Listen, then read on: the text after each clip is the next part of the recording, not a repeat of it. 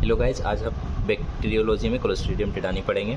तो आइए देखते हैं। तो it is an acute infectious bacteria produce severe muscle spasm. ये एक प्रकार का एक्यूट इन्फेक्शियस बैक्टीरिया है जो कि सीवियर मसल स्पाज्म प्रोड्यूस करता है, जिसको टेटनस बोलते हैं। ये एनारोबिक बैक्टीरिया है जो कि ऑक्सीजन एब्सेंट इन्वायरमेंट में ग्रो करता है।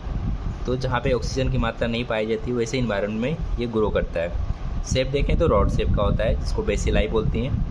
साइज़ में 2 से 2.5 mm लेंथ होता है, 0.3 से लेके 0.5 mm वेट्स होता है। स्टेन में 1 ग्राम पॉजिटिव होगा। टॉक्सिन टेटानोस्पाज्मिन टॉक्सिन रिलीज करता है या टेटानोलाइसिन। मोटिलिटी की बात करें तो वोटाइल होगा due to peritrichous flagella.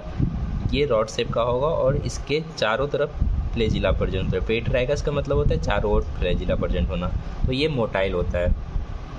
Special character में देखें तो इट इज़ कीमोरेसिस्ट एंड थर्मोरेसिस्ट बैक्टीरिया। कीमोरेसिस्ट ना ही कोई केमिकल इसे डिस्ट्रॉय कर सकती है, ना ही टेम्परेचर से हाई टेम्परेचर से डिस्ट्रॉय होता है। इसके लिए 300 से ऊपर टेम्परेचर चाहिए होता है। 300 डिग्री सेंटीग्रेड से ज़्यादा टेम्परेचर में ही ये डिस्ट्रॉय होगा ये बैक्टीरिया। कल्चर देखें तो कल्चर में मीडिया लेते हैं हम लोग, एक डॉर्सेट मीडिया या तो फिर मीट मीडिया, जो 24 आवर्स तक 37 डिग्री पर हम लोग इसे रखेंगे।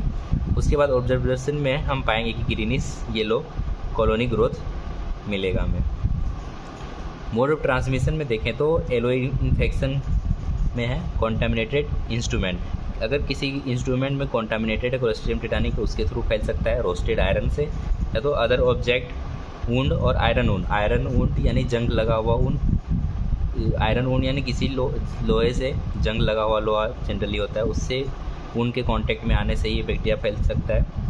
Wound contact with animal saliva, अगर कोई वुंड है हमारे बॉडी में वो एनिमल सलेवा से कांटेक्ट में आती है तो उसके थ्रू फैल सकता है। Wound contact with dug soil wood, मिट्टी और लकड़ी से भी ये फैल सकता है। आगे देखें तो रिस्क फैक्टर है नॉन वैक्सीनेटेड और वीक इम्यूनिटी रिस्क फैक्टर में है। इंक्यूबेशन पीरियड देखें तो 3 से 21 दिन इसका इंक्यूबेशन पीरियड होता है। पैथोजेनिसिटी की बात करें तो क्लोस्ट्रीडियम टेटानी जो होता है हमारे बॉडी में इंटर करता है किसी भी वुंड के थ्रू, ट्रांसमिशन के थ्रू। उसके बाद अगर वुंड एनारोबिक होगा तो वहाँ पे बैक्टीरिया जो होगा मल्टीप्लाई कर देगा। मल्टीप्लाई करने के बाद वो टॉक्सिन प्रोड्यूस करेगा टेटानोस्पाज्मिन। टेटानोस्पाज्मिन जो होता है वो एसिटाइल कोलिन स्ट्रेज को डीनेचर कर देता है, और एसिटाइल कोलिन स्ट्रेज जो होता है हमारे बॉडी में एसिटाइल कोलिन को डीनेचर करने का काम करता है। और एसिटाइल कोलिन हमारे बॉडी में मसल कॉन्ट्रैक्शन कराता है। तो अगर किसी के बॉडी में एसिटाइल कोलिन रिलीज हो रहा है तो उसके बॉडी में मसल्स का कॉन्ट्रैक्शन होगा और स्ट्रेज उस मसल्स एसिटाइल कोलिन को डीनेचर करेगा ताकि मसल्स रिलैक्स हो सके। पर ये एसिटाइल कोलिन स्ट्रेज को डैमेज कर देता है, जिसकी वजह से ये मसल्स जो होता है कॉन्ट्रैक्ट ही रह जाता है, रिलैक्सेशन नहीं हो पाता है।